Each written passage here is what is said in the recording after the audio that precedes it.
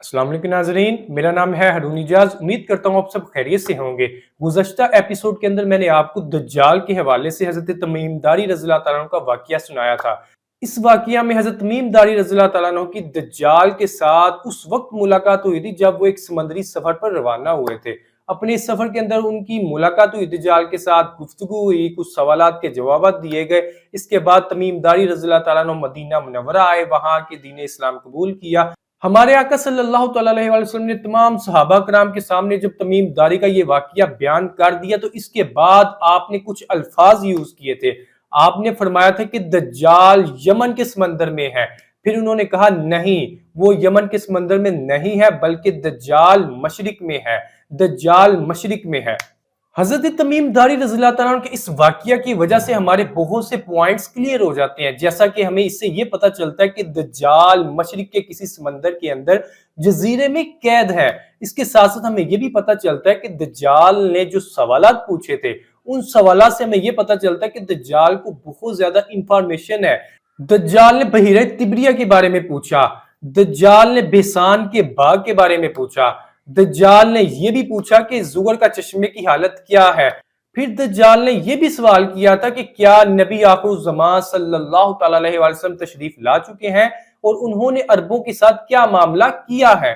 नाज़रीन, इस जमीन के ऊपर तकरीबन 71% पानी है और तकरीबन 29% खुश्की है। यानी आपकी ये जमीन जिसके ऊपर हम रह रहे हैं इसका 29% खुश्की है और 71% इसकी जो है वो पानी पर मुश्तमिल है। नाज़रीन, ये जो जमीन के ऊपर 71% पानी है यानी समंदर ही समंदर फैला हुआ है, आप जानकर हैरान हो जाएंगे कि हमने इस पूरे समंदर को यानी 71% जो समंदर है इसमें से तकरीबन सिर्फ 5% समंदर को देखा है। यानी हमने 5% समंदर को एक्सप्लोर किया है। बाकी जो 95% समंदर है ना तो हमने कभी देखा है, ना ही हमें इसकी गहराई का पता है, ना ही हमें इसके किनारों का पता है कि ये कहां कहां तक फैला हुआ है, ना ही हमने इसको मुकम्मल तौर पे मैप के अंदर शामिल किया है। अब अंदाजा लगा लें कि कितनी ज्यादा तरक्की हो चुकी है कि इंसान ने यह दावा किया है कि वो चांद पे भी पहुंच चुका है, मरीख पे भी पहुंच चुका है और दूर दूर जाने का इंसान दावा कर रहा है। लेकिन हैरानगी की बात यह है कि इस तरक्की याफ्ता दौर में भी हमने समंदर को मुकम्मल तौर पर नहीं देखा, बल्कि पूरे समंदर में से हमने सिर्फ 5% समंदर को ही एक्सप्लोर किया है। बाकी जो 95% समंदर है वो हमारी नजरों से दूर है, ओझल है। हम इस 95% समंदर को देख ही नहीं सके। आपको एक नई चीज ये भी बताता हूं कि इस दुनिया के अंदर जो सबसे ज्यादा ट्रेड होती है, जो तिजारत होती है, जो ट्रांसपोर्टेशन होती है, वो समंदर के जरिए ही होती है। एक रिपोर्ट के मुताबिक तकरीबन 90% ट्रेड, 90% ट्रांसपोर्टेशन समंदर के रास्ते ही एक जगह से दूसरी जगह होती है। एक तरफ तो हम 90% ट्रेड, हम 90% ट्रांसपोर्टेशन समंदर के जरिए कर रहे हैं, लेकिन दूसरी तरफ हमने समंदर को सिर्फ 5% ही एक्सप्लोर किया है। यानी 95% अभी तक हमने समंदर को देखा ही नहीं है कि कहां कहां तक समंदर फैला हुआ है। और मजे की बात आपको यह भी बताता हूं कि गूगल मैप ने भी तमाम समंदर को अभी तक कवर नहीं किया। आज की जदीद टेक्नोलॉजी के दौर के अंदर भी हम समंदर को मैप के थ्रू भी कवर नहीं कर सके। हमारे आका सल्लल्लाहु अलैहि वसल्लम ने सहाबा कराम को तमीम दारी रज़ियल्लाहु ताला अन्हु का जब वाकया सुना लिया तो इसके बाद आपने जो फरमाया था कि दज्जाल मशरिक में है, मशरिक में है, इससे हमें ये पता चलता है कि दज्जाल इस दुनिया में मशरिक में किसी समंदर के जजीरे में मौजूद है। वहां तक हमारी अभी तक एक्सेस नहीं है, वहां तक इंसानी आंख अभी तक नहीं पहुंच सकी। नाज़रीन, ये तो अल्लाह ताला की कुदरत ही है कि उन्होंने तूफान के जरिए से तमीम दारी रज़ियल्लाहु ताला अन्हु को रस्से के अंदर भटका दिया और वो समंदर के अंदर भटकते भटकते एक ऐसे जजीरे पर पहुंच गए जिसको उन्होंने इससे पहले कभी नहीं था देखा और वहां पर उनकी मुलाकात दज्जाल के साथ हो जाती है। फिर वो वापस मदीना आकर हमारे आका सल्लल्लाहु अलैहि वसल्लम को तमाम वाकया सुनाते हैं। इसके बाद हमारे आका सल्लल्लाहु अलैहि वसल्लम ने तमाम लोगों को बताया कि दज्जाल किसी समंदर के जजीरे में कैद है। नाज़रीन, यमन के करीब एक जजीरा है जिसका नाम है सिकोत्रा आइलैंड। इसके बारे में कहा जाता है कि ये दज्जाल से मंसूब है और यह भी कहा जाता है कि दज्जाल इस जजीरे के ऊपर रहता है।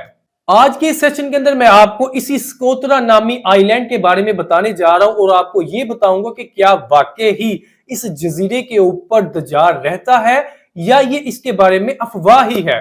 سکوترا نامی اس جزیرے کے شمال میں یمن واقع ہے۔ اس جزیرے کے مغرب میں افریقی ملک صومالیہ واقع ہے۔ اس جزیرے کے جنوب میں بحیرہ ہند یعنی انڈین اوشن واقع ہے، اور اس جزیرے کے شمال مغرب میں دنیا کی اہم ترین تجارتی گزرگاہ واقع ہے۔ ناظرین، یہ بات تو روایات سے احادیث سے ثابت ہے کہ دجال کا خروج مشرق سے ہوگا، اور ایک ایسی جگہ سے اس کا خروج ہوگا جہاں سے وہ مشرق وسطیٰ کو زیادہ سے زیادہ افیکٹ کر سکے گا۔ اس لحاظ سے اگر اس جزیرے کو دیکھا جائے، اس کی لوکیشن کو دیکھا جائے تو یہ یمن کے بالکل قریب ہے، اور یہاں سے اگر یہ اپنا ظہور کرتا ہے تو یہ آسانی کے ساتھ مشرق وسطیٰ کو بہت زیادہ افیکٹ کر سکے گا۔ ناظرین، سکوترا نامی اس جزیرے کو ایلین آئیلینڈ بھی کہا جاتا ہے، اور اس کا عرفی نام گالاپاگوس آف عرب بھی ہے۔ ناظرین، یہ بہت ہی زرخیز جزیرہ ہے، اور اس کی جو لمبائی ہے وہ تقریباً 132 کلومیٹر کے راؤنڈ بوٹ بنتی ہے۔ ناظرین، ایک رپورٹ کے مطابق سکوترا آئیلینڈ کا جو رقبہ ہے وہ تقریباً 3796 مربع کلومیٹر ہے، اور اس کی جو لینتھ ہے وہ تقریباً 132 کلومیٹر بنتی ہے، اور اگر اس کی وڈتھ دیکھی جائے، اس کی چوڑائی دیکھی جائے، اس کی چوڑائی ہے تقریباً 50 کلومیٹر، یعنی اس کی جو لمبائی ہے وہ 132 کلومیٹر ہے، اور اس کی جو چوڑائی ہے وہ تقریباً 50 کلومیٹر بنتی ہے۔ سکوترا نامی اس جزیرے کی خاص بات میں آپ کو یہ بتاتا ہوں کہ آپ کو یہاں پہ ساحل بھی مل جائے گا، آپ کو سمندر بھی ملے گا، آپ کو صحرا بھی ملے گا، آپ کو پہاڑ بھی یہاں پر ملیں گے، اور مزے کی بات یہ ہے کہ اس کی مٹی بہت ہی زیادہ زرخیز ہے، اور اس جزیرے پر تقریباً 700 ایسے نباتات پائے جاتے ہیں جو دنیا کے دوسرے حصے میں نہیں ملیں گے۔ یہ اس جزیرے کی خاص بات ہے کہ آپ کو یہاں پر ہر طرح کا ماحول دیکھنے کو ملے گا۔ ایک رپورٹ کے مطابق سکوترا نامی اس جزیرے میں جو بلند ترین پہاڑ ہے اس کی اونچائی تقریباً 1500 میٹر بنتی ہے۔ آپ خود اندازہ کریں کہ 1500 میٹر اونچے پہاڑ بھی اس جزیرے کے اوپر موجود ہیں۔ اس کے ساتھ ساتھ میں آپ کو یہ بھی بتاتا ہوں کہ ان پہاڑوں کے اندر آپ کو مختلف طرح کے غار بھی ملتے ہیں۔ اس جزیرے کے اندر آپ کو ایسی غاریں بھی ملتی ہیں جہاں پہ انسانوں کے نشانات موجود ہیں، جس سے یہ پتہ چلتا ہے کہ یہ جزیرہ انسانوں کے استعمال میں رہ چکا ہے۔ ایک رپورٹ کے مطابق تقریباً 50 سے 60 ہزار لوگ اس جزیرے کے اندر آباد ہیں، جو کئی سالوں سے یہاں پر رہ رہے ہیں، اور یہ مقامی لوگ کہلاتے ہیں۔ ان کا زیادہ تر تعلق یمن سے ہے، یعنی یہ زیادہ تر یمنی لوگ ہیں، ان کا جو مذہب ہے وہ ایتھنک ہے۔ ناظرین، جب اس جزیرے کو تلاش کر لیا گیا تھا تو اس کے بارے میں یہ مشہور ہوا تھا کہ یہ وہی جزیرہ ہے جس پہ دجال رہتا ہے، لیکن اگر ہم اس کو اسلامک پوائنٹ آف ویو سے اس کا کمپیریزن کریں تو یہ وہ جزیرہ نہیں ہے جس کے بارے میں ہمارے آقا صلی اللہ علیہ وسلم نے فرمایا تھا کہ دجال مشرق میں ہے، دجال مشرق میں ہے۔ یہ جزیرہ وہ والا نہیں ہے، بلکہ وہ تو مشرق میں کسی چھپے ہوئے جزیرے کے اندر موجود ہے۔ ناظرین، وہ جزیرہ جہاں پر دجال آج بھی قید ہے وہ ہماری نظروں سے اوجھل ہے، وہاں تک ہماری ابھی تک ایکسیس نہیں ہو سکی، ہم انسان وہاں تک ابھی نہیں جا سکے۔ یہ تو اللہ تعالیٰ کی قدرت ہی بہتر جانتی ہے کہ اس وقت دجال کا جزیرہ کہاں پر موجود ہے، لیکن ایک نشانی ہمیں بتا دی گئی ہے کہ وہ سمندر کے اندر ہے، وہ مشرق کے اندر ہے، اور وہ آج بھی کسی نہ کسی جزیرے کے اوپر قید ہے۔ ناظرین، دجال کے حوالے سے یہ بہت ہی اہم انفارمیشن تھی جو میں نے آپ کے سامنے شیئر کر دی ہے۔ اپنے دوست احباب کو بھی یہ انفارمیشن شیئر کریں۔ انشاءاللہ دجال کے حوالے سے نئی انفارمیشن کے ساتھ آپ کے سامنے حاضر ہوں گا۔ تب تک کے لیے اجازت دے دیجئے۔ Thank you. اللہ حافظ۔ پاکستان زندہ باد۔